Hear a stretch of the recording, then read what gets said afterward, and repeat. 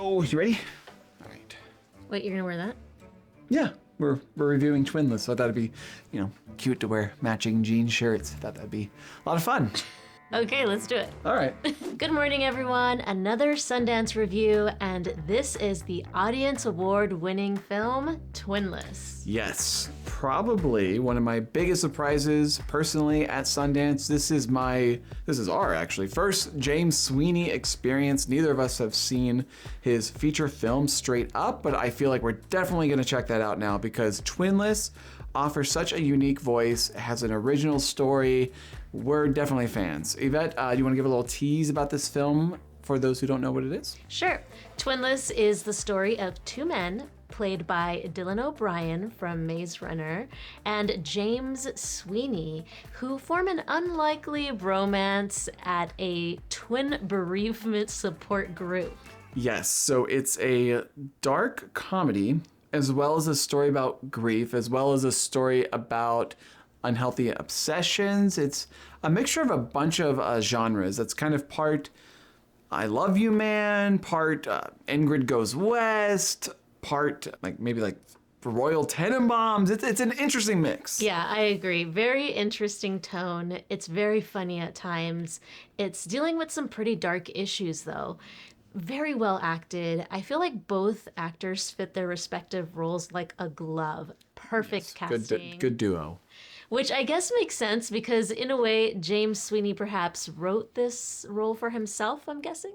To be honest, I didn't know he was the writer, director until after the film ended, but after it ended, it kind of made perfect sense because he has such a specific voice. It's offbeat, it's funny, and when sometimes when people write quirky, sometimes isn't as clever, I feel like, as they think it is, but I really do think that his writing game is just so sharp. And yeah, the writing is tailor-made for his personal style and sense of humor. But Dylan O'Brien is such a great contrasting character to him as well. I feel like the premise sets up for this very unlikely friendship in which two people who would never be friends if not for these circumstances. And in a way, it was kind of like watching a modern Odd Couple. I enjoyed it. That's a really good comparison. It touches on so many themes throughout. Unlikely friendships, love, loss, death, betrayal, grieving, codependency, obsession. Thematically, you'd assume that it's all over the place, but it somehow really works. Yeah, it really does. But it's difficult to talk about this movie without spoiling anything because the story does offer a lot of surprises that you do not see coming. I don't think it's a spoiler, though, to say that Dylan O'Brien does play two dual roles, a set of twins. I think he was fantastic in embodying both of these roles, giving them both very distinct personalities from each other. One is, very outgoing and flamboyant, and the other one is reserved, a bit of a meathead.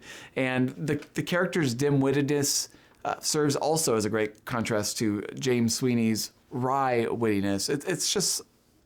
It's really nicely done. Unfortunately, I think that's why the movie was leaked and taken off the platform because of this amazing portrayal of two personalities that he's playing. Well, I think it was taken off the platform because of a sex scene with Dylan O'Brien that was shared on Twitter and TikTok, and it spread like the Los Angeles wildfires. But yeah, as mentioned, this is our first James Sweeney film, but I'm just so impressed already with how he writes characters. Like the one he plays is just filled with flaws, but somehow is likable. It's a balancing act, and he lets you laugh at these characters' expense, but he leaves room for them to be dimensional and vulnerable and human. Was there anything particularly specific about or special about how it was shot or edited? Or would you say that this type of movie is kind of like the ones where story is king? I mean, the story does hop around a narrative. Sometimes we'll see the same scene twice, but a different perspective that reveals a new piece of information. There's a really interesting scene where we watch two scenes at once, split screen. It doesn't get too wild with its style. The cinematography does what it needs to, mostly allowing, like you said, that writing to take the center stage. Actually, that scene specifically reminded me of 500 Days of Summer. Me too. Me too. That's so funny. We haven't even talked about that ever. No. This is our first time we bring that up. But it was the first thing I thought of.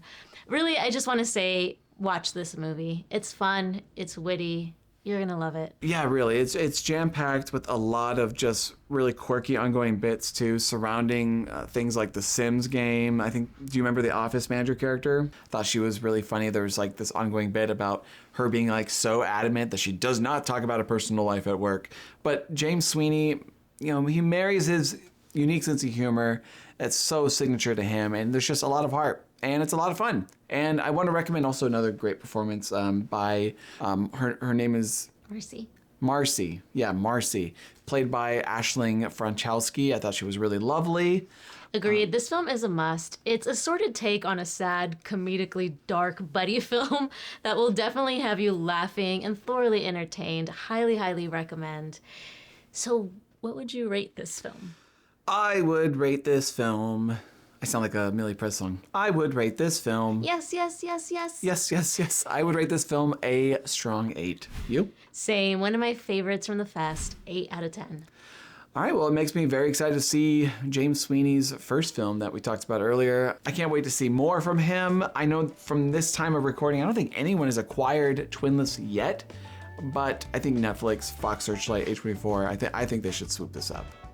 Okay, well, we have more Sundance reviews coming your way. Feel free to hit the subscribe button, follow on Twitter or Instagram. Links are in the bio. Is that it? Well, yeah, and thanks for watching. And until next time, we'll see you at Sundance, and we'll see you at the Oscars.